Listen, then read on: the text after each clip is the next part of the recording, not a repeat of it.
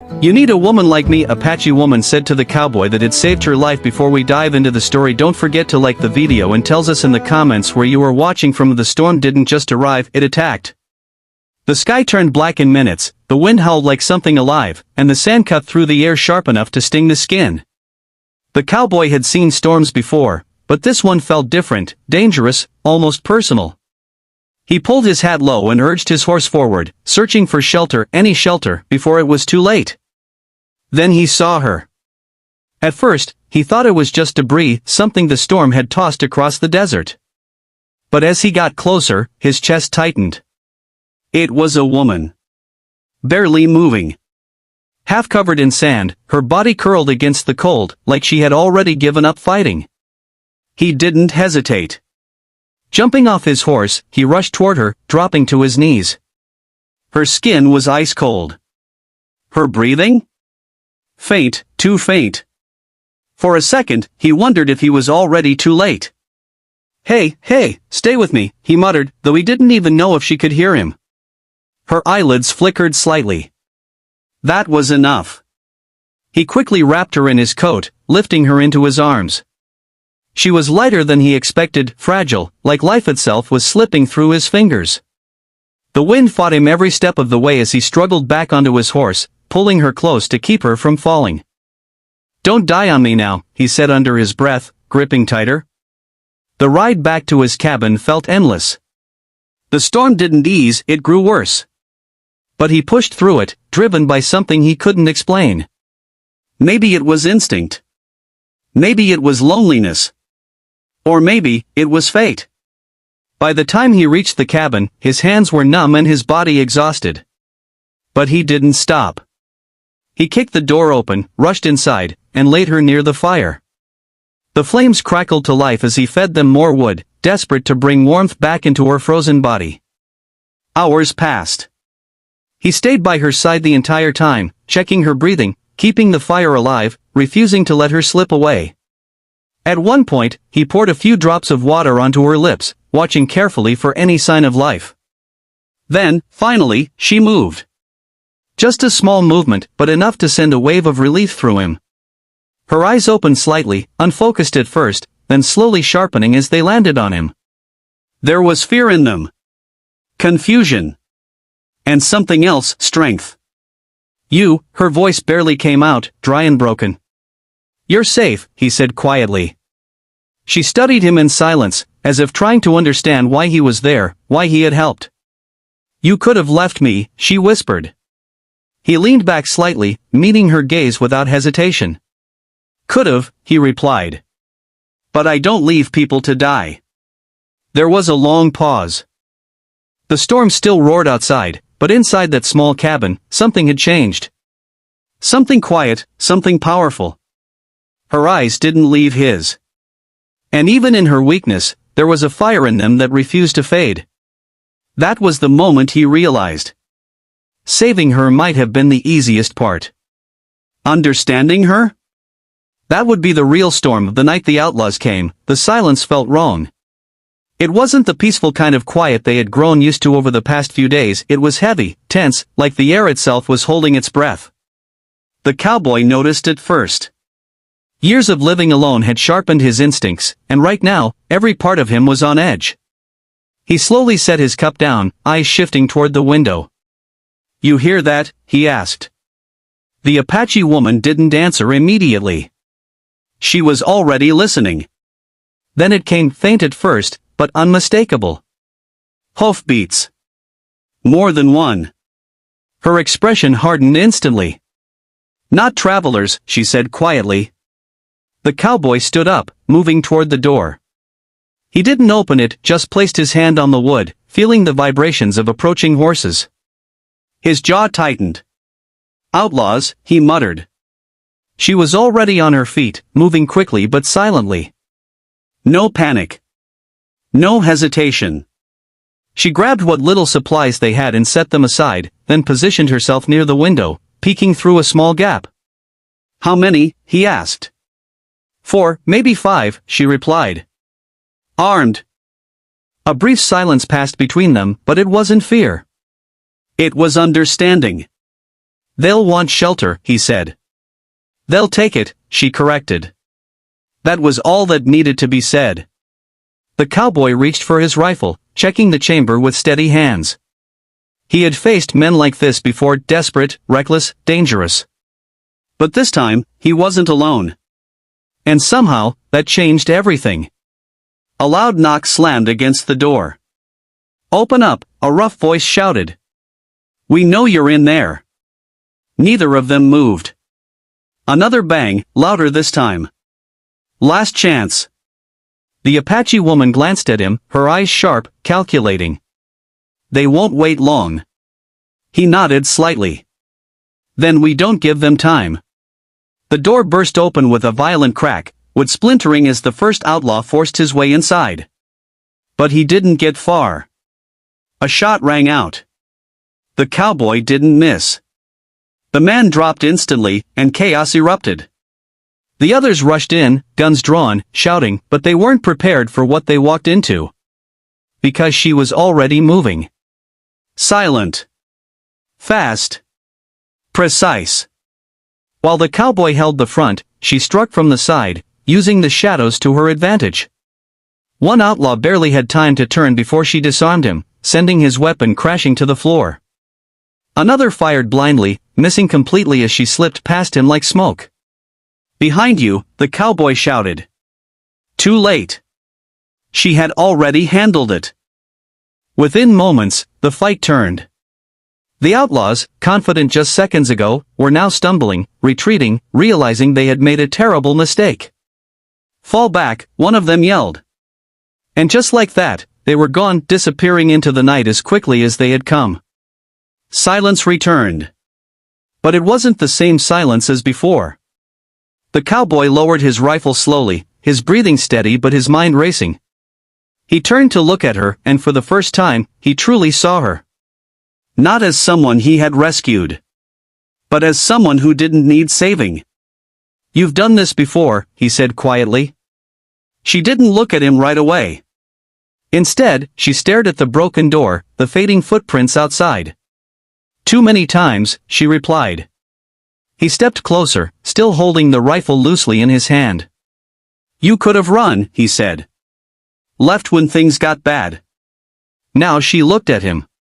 Her gaze was calm, unshaken. "I don't run," she said. "Not anymore."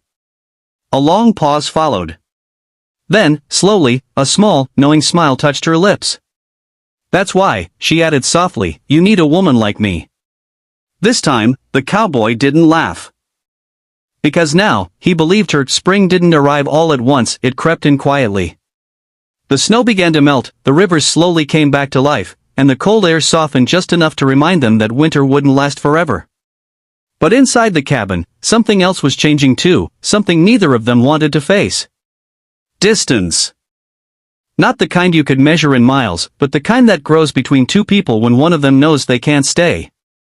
The cowboy noticed it in the little things.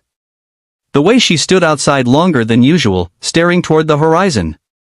The way her silence felt different now, not peaceful, but heavy. Like her thoughts were somewhere far away. "You're thinking about leaving," he said one evening. She didn't deny it. Instead, she kept her eyes on the fire, watching the flames flicker like they held the answers. "I'm thinking about where I belong," she replied quietly. He leaned back in his chair, studying her. "And that's not here?" She hesitated. That hesitation said everything. "I don't know," she admitted. "But my people. I don't know if they're alive, if they're safe. I can't just forget them." He nodded slowly. He understood more than he wanted to. "Family doesn't let you forget," he said. She looked at him then, a faint sadness in her eyes. "And what about you? Don't you have anyone?" He gave a small, almost bitter smile. "Not anymore." The words hung in the air between them. For a moment, it felt like they were standing on opposite sides of something neither of them could cross. "You saved me," she said softly. "You gave me a second chance." "You don't owe me anything," he replied quickly. "That's not what this is," she said, shaking her head. "It's not about owing, It's about choosing what matters. Her words hit deeper than he expected. Because he knew what she was really saying. And he wasn't sure he was ready to hear it. The next morning came too soon. The sky was clear, the air fresh, perfect for a journey. He stepped outside to find her already preparing the horse, her movements calm but deliberate. No hesitation this time. It was real. She was leaving. He walked over without a word and checked the saddle, tightening the straps, adjusting the gear, anything to keep his hands busy. "You don't have to do that," she said gently. "I know," he replied. "I want to." Silence settled between them again, but this time, it was heavier than ever. When everything was ready, she turned to face him. For a moment, neither of them spoke. Then she stepped closer. "You changed my life," she said. "More than you think." He swallowed, forcing a small nod. "You did the same." Her eyes searched his face, like she was trying to memorize it, or maybe trying to find a reason to stay. "Come with me," she said suddenly. The words caught him off guard. "What?" "Come with me," she repeated. "You don't belong here any more than I do." He looked past her, toward the open land, then back at the cabin behind him. This place had been his world for so long, his escape, his silence. "I can't," he said quietly. A flicker of disappointment crossed her face, but she hid it quickly. "Then I have to go," she said.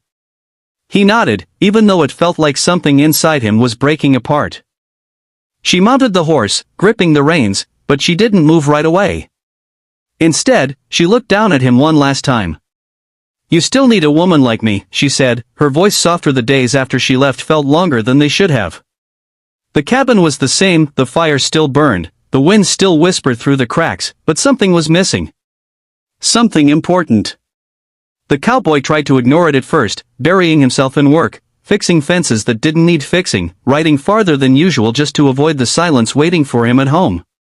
But no matter how far he went, it followed him. Her voice. Her presence. The way she understood him without needing words. One evening, as the sun dipped low and painted the sky in shades of gold, he found himself standing outside the cabin, staring at the horizon. The same horizon she had disappeared into. He exhaled slowly, shaking his head. "You let her go," he muttered to himself. And for the first time, it felt like a mistake. Just as he turned to go back inside, he heard it. Hoofbeats. Faint at first, then clearer. His heart skipped. He turned around slowly, almost afraid that his mind was playing tricks on him. But it wasn't. It was her. Riding straight toward him. For a moment, he couldn't move. Couldn't think. All he could do was watch as she came closer, the wind catching her hair, her eyes locked onto his like she had never truly left. She stopped just a few steps away. Silence fell between them, but this time, it wasn't heavy. It was alive. "You came back," he said, his voice quieter than he expected.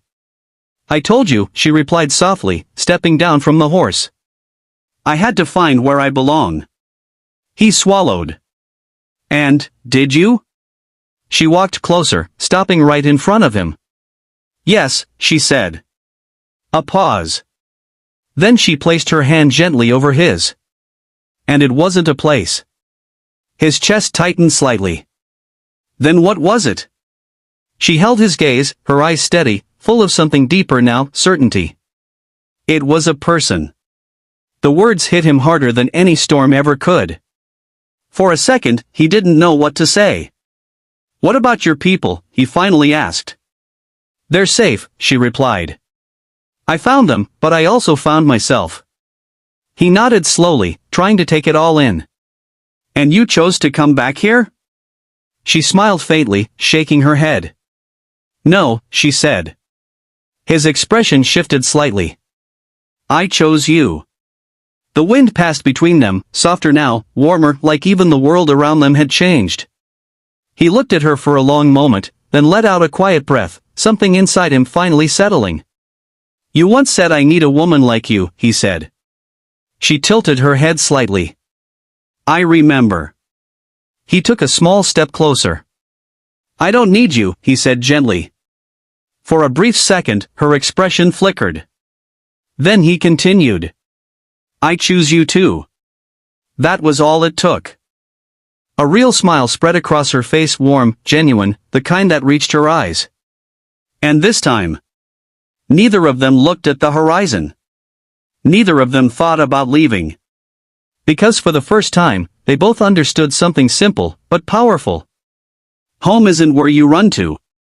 It's who you stay for.